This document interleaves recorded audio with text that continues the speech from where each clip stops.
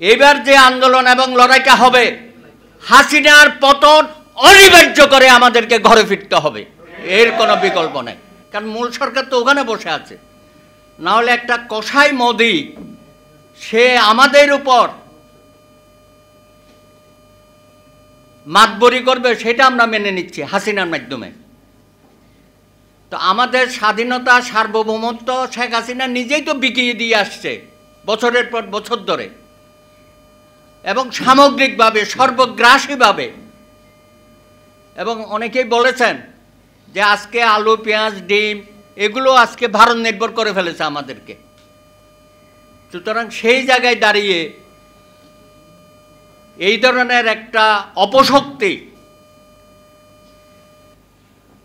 তাকে তো আর এক মুহূর্ত দেশের মানুষ কিন্তু ক্ষমতায় দেখতে চায় না।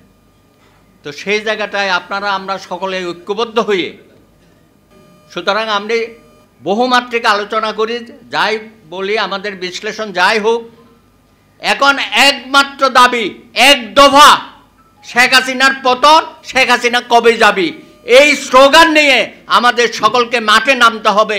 না হলে সে যতদিন ক্ষমতায় থাকবে আমাদের ভবিষ্যৎ অন্ধকার করে দেবে। আপনি দেখেছেন কি বাংলাদেশের সুখী তালিকায় 29 নম্বরে ছিল 2006 সনে, আজকে আমরা 129 নম্বরে নেমে গেছি।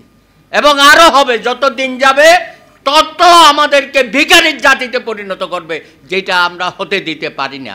এবং এই চ্যালেঞ্জ আমরা আজকে শুধু প্রেস ক্লাব থেকে দিচ্ছি তাই না, সারা বাংলাদেশের মাঠে ঘাটে জনপথে আমাদেরকে ছড়িয়ে পড়তে হবে। এই ইসলামী আন্দোলন আজকে যে আহ্বান দেবে, সেই আহ্বান সহ সকলে মিলেমিশে ঐক্যবদ্ধভাবে এই ধরনের একটা দামি সরকার অনতিবিলম্বে পদত্যাগ করার জন্য আমরা রাজপথে নামব, সেই প্রতিশ্রুতি আমরা আজকে দিতে চাই। ধন্যবাদ। এবং পপুলারলি নন এস চরমনায় পীর সাহেব,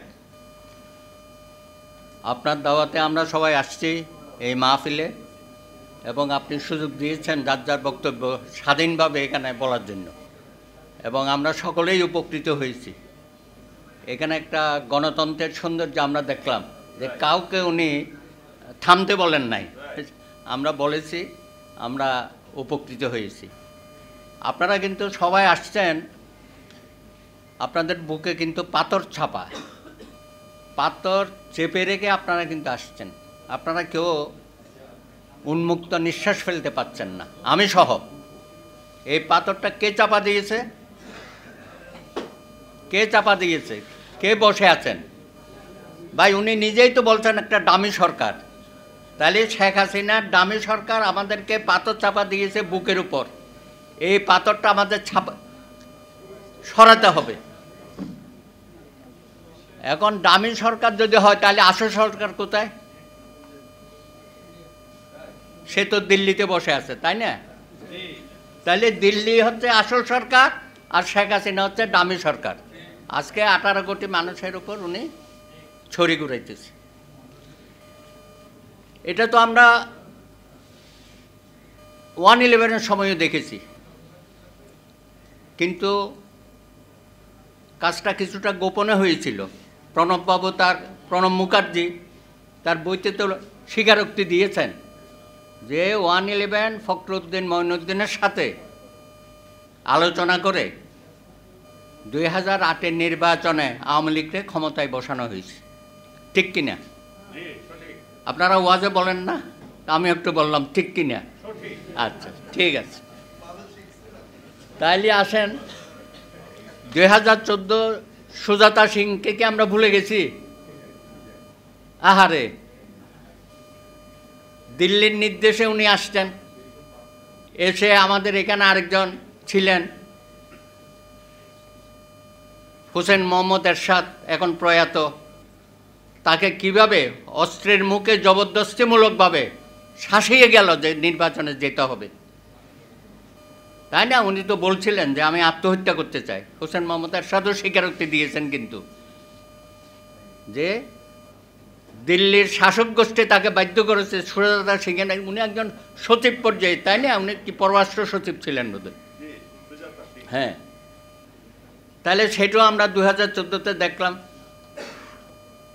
তারপরে তো 2018 দেখলেন, 2024 দেখলেন। আমি যেটা বলতে চাচ্ছি, আমাদের এই কি বলে এটা, বঙ্গবন্ধু কন্যা, সুকন্যা, জননেত্রী, সমুদ্রকন্যা, কত কিছুই তো বলে ওনাকে। উনি কিন্তু এত চালাক, দেখেন উনি দিল্লি সফরে গেলে প্রণব বাবুর মেয়ের সাথেও দেখা করে, আবার ওইদিকে রাহুল গান্ধী, তার মা প্রিয়াঙ্কা, এদের সাথেও বৈঠক করে।